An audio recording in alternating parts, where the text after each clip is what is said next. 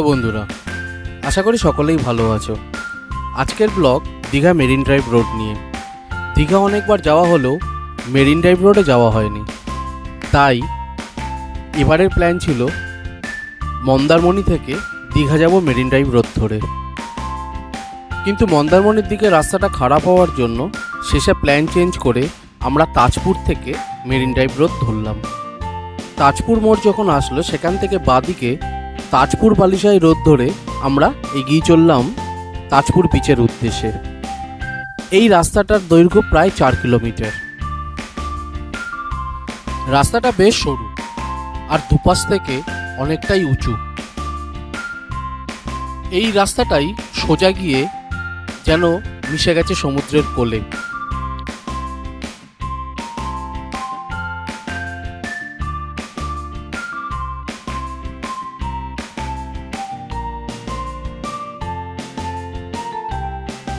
এক সাইডে সবুজ ঝোপ জঙ্গল, আর এক সাইডে খাল, সমুদ্রের জল ঢুকে অগুন্তি জলাশয় তৈরি করেছে।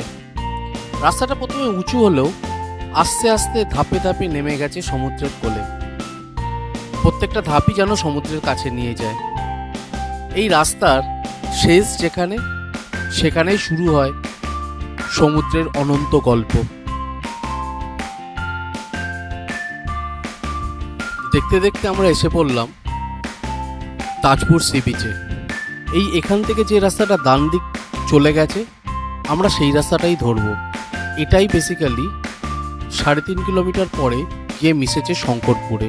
এটাই মেরিন ড্রাইভের মূল আকর্ষণ।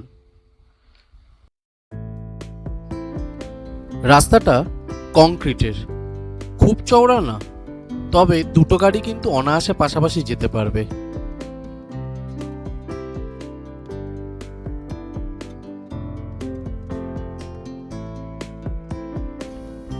তবে মেরিন ড্রাইভের সৌন্দর্য কেবল চোখে দেখার বিষয় নয়, এটা অনুভবের। যখন কেউ সেই পথ ধরে হাঁটে, বোল্ডার পেরিয়ে সমুদ্রের দিকে চোখ চলে যায়, তখন বাস্তবতা সরে যায় একপাশে, আর অনুভূতিগুলো কথা বলতে শুরু করে। ঢেউ আসছে উন্মাতাল, ছন্দময়, কখনো কোমল, কখনো তীব্র। মাঝে মধ্যে হঠাৎ করে তীব্র এক ঢেউ উঠে আসে, আছড়ে পড়ে চোখে মুখে। এমনভাবে আসে মনে হয় যেন বোল্ডার ভেঙে ফেলবে, কিন্তু ঠিক পর মুহূর্তেই আবার শান্ত।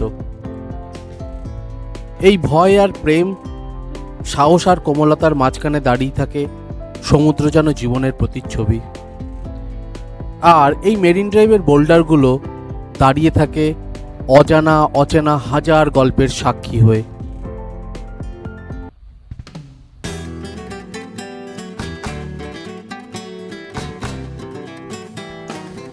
সমুদ্র, ঢেউ আর মেরিন ড্রাইভ, এই তিনটি শব্দ নিয়ে যেন তৈরি করেছে এক চিরন্তন আবেগের গল্প।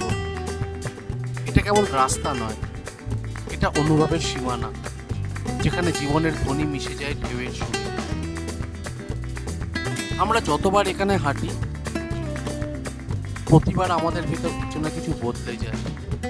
কখনো মন হালকা হয়, কখনো অতীত ফিরে আসে, আবার কখনো আমরা ভবিষ্যতের স্বপ্ন দেখি। কিন্তু যাই হোক না কেন, সমুদ্র পাশে না, তার অসীম প্রেম, রহস্য আর সাহস নিয়ে। এভাবেই পাশে থাকুক সমুদ্র, এভাবেই আমাদের সাহস।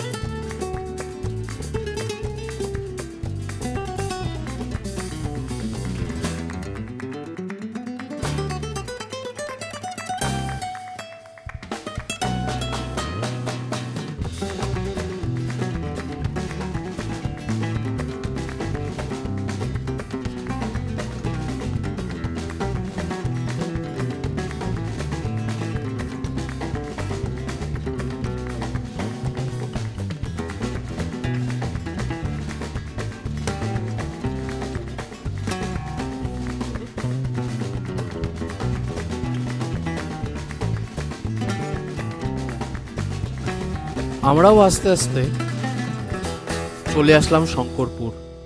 এই অসীম নীলের সৌন্দর্য দু চোখ ভরে উপভোগ করলেও অনেক কিছুই বাকি রয়ে গেল। আজ তবে এটুকুই থাক।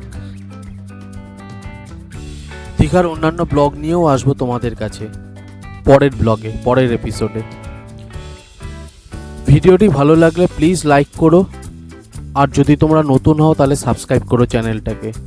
কোনো জায়গায় যদি খারাপ লাগে বা ভালো লাগে কমেন্ট বক্সে জানিও। সকলেই ভালো থেকো। আজ তবে চলি, আবার দেখা হবে পরের ব্লগে।